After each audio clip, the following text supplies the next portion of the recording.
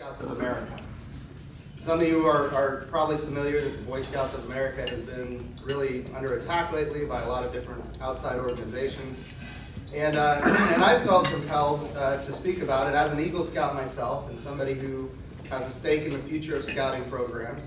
I stood up on the floor of the House and I said that I and a lot of people in America still believe that sex is intended for one man and one woman within the institution of marriage, and that marriage should be for life. And I said organizations and institutions that promote this concept among our youth should be commended. But instead, it's often the intolerant left that browbeats and bullies private organizations like the Boy Scouts to change their philosophy. They claim the mantle of tolerance, but they're not tolerant. They're intolerant. They didn't start their own youth organization. They went after one that currently existed. And so I made this an issue on the floor of the House of Representatives.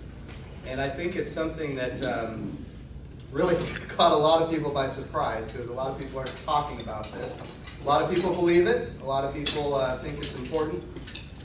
But people just don't say it. And I said it. And I think it's absolutely true that those who claim the mantle of tolerance should practice it. And so I called them out on it. And you could have heard a pin drop on the floor of the House when I was talking. But so there's a lot of things going on in our country right now. A lot of people are aware. There's a lot of investigations, a lot of oversight. So Congress really has two main functions. One of those functions is to legislate, and another function is oversight. And so what you've seen lately is a lot of oversight. And I think this is an important function that we serve in the U.S. House of Representatives. Certainly we have three separate but equal branches of government, and each should be checking the other. And I think it's important that when big government runs amok and they start trampling on the freedoms of people around the country, that it's important for Congress to step in. And it's also important for the committees to do their work and get to the facts.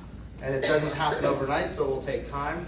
And it shouldn't be construed as some political hatchet job. There are real, and certainly if you have a thought you'd like to share, you don't have to ask a question. If you want to yell at me, you can feel free to do that as well. Can we just open it up for any? Yes, Dr. Thomas. Yes, sir. We're all aware of what's going on with the Internal Revenue Service. My question is there any move afoot by a group of people to get the fair tax implemented, which would essentially do away with the IRS? Yes, so there is the Fair Tax Act. The Fair Tax Act has about, I think it's 68 members of Congress that have signed on as co-sponsors. We used to have a bipartisan Fair Tax Act because we had Dan Boren on it.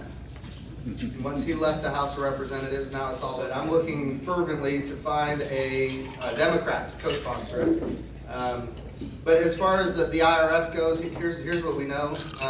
The IRS targeted conservative groups for determining whether or not they had nonprofit status. They didn't target liberal groups; they targeted conservative groups. And it was. Did you, as a group, were you responsible for educating people on the Constitution? If you did, you educated people on the Bill of Rights. Well, then you were to receive more scrutiny than your peers. Certainly, if you had the label Tea Party in your group, then you got more scrutiny. And of course, this is not an appropriate role for the IRS to be picking what groups to target based on what their philosophy is. So that's the case. That was not an investigation.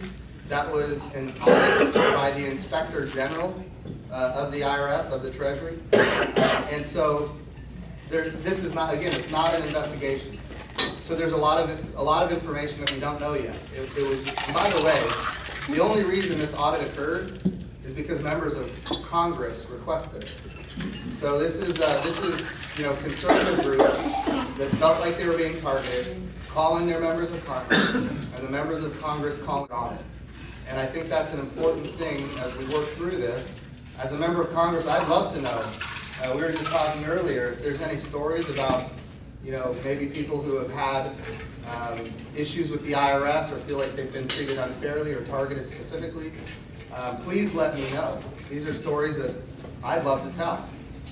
And as it relates to your question, the fair tax, I am quite frankly disappointed that more people aren't talking about, how do we eliminate the IRS? And the way you do it is you do it with the fair tax.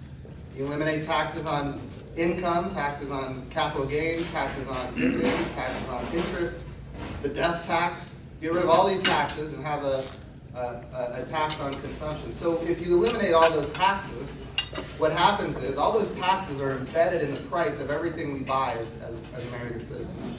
So if you eliminate all those taxes, prices would come down about 23%. And then you had a 23% sales tax. And now you've taken the power away from the IRS to make these kind of decisions that negatively affect all of us. So I'm an advocate of the fair tax. We have about 60-some sponsors in the House. I don't know what it's up to now. But there should be more, and a lot more of us should be talking about how that would fix this problem with big government. Thank you.